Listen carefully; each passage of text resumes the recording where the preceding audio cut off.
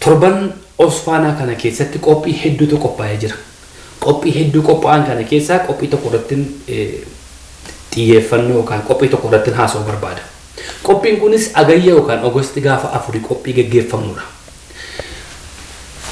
Ogosti gaafa 4 qophiin addaa kan isiniif qophaa'ee jiru artistoota Oromoo biyya keessaa dhufanii, artistoota Oromoo Norway irraa dhufanii, Kanaadaa irraa dhufanii bakka tokkotti isin bashannansiisuuf qophaa'anii jiran irratti dubbachuu barbaada. Bilisummaa konsertii magaalaa Minnesota keessatti agayya gaafa 4 kan qophaa'ee jiru irratti artistoota isin waggaa hedduu arguudhaaf hawwaa turtan keessaa heddammi tokko dhufanii biyya North America keessa jiru. Artistoota kana kan fide Shawaa Entertainment Group ilma obbo Bantii Ittaanaati. Qophiin kun kan gaggeeffamu magaalaa Minnesota keessatti. Bilisummaan konsertiin biyyoota isteeta adda addaa deemee jira. Garuu warroota isteeta xiqqoo bilisummaa konsertiin hin geenye Osfaanaa wiikii warra dhufanii achitti carraa ittiin arguu danda'u waan jedhameef irratti xiyyeeffatamee kan qophaa'edha.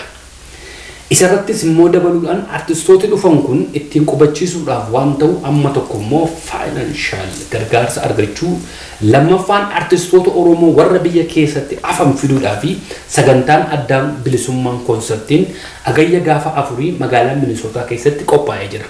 Artist Zarihuun Wadaajoo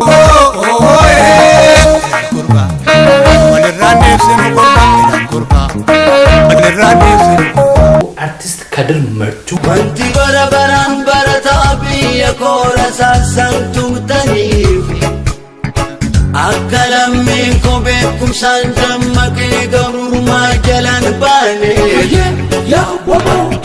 Artist Shukrii Jamaal Anisuma famale farda gurraacha gamarra kaachisanii farda gurraacha gamarra kaachisanii Anisuma famale osoo wal beenyu wal nu wallaalchisanii osoo wal beenyu wal nu wallaalchisanii Artist Yaaded Dinquu Yo folio akake no fortune ofole yo folio akake no fortune ofole yo folio akake no fortune Artist Hirphaa Gaanfuree Adaga majo jiru kodile ananyun kabo awisi mon.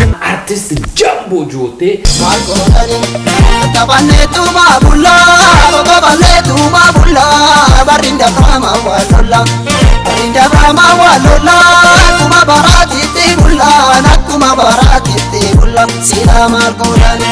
Abtaamuu Lamuu Bontu Oromoo urjii aleellis nu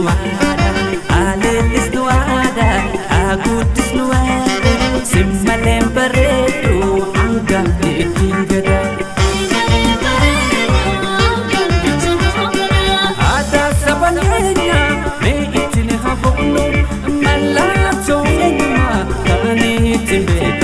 bakka sanatti argama. Hammi kun isin bashannansiisuuf yeroo jalqabaaf carraa isa dhumaatiin bakka tokkotti wal ga'anii jiru. Kanaaf agayya gaafa 4 Ogosti gaafa 4 magaalaa Minnesota dhuftanii bashannanaas ni jira. Bilisummaa konsertiin dhimma artistootaati. Artistoota biyya keessa jiran karaa minno Shawaa Entertainment dhufan cinaa dhaabbachuuf jajjabeessu warra dhufaa jiranis gargaaruun dirqama lammummaati. Agayya gaafa 4 magaalaa Minnesota kottaas ni jira. Bilisummaa konsertii waliin bashannanaa. Ani sanyi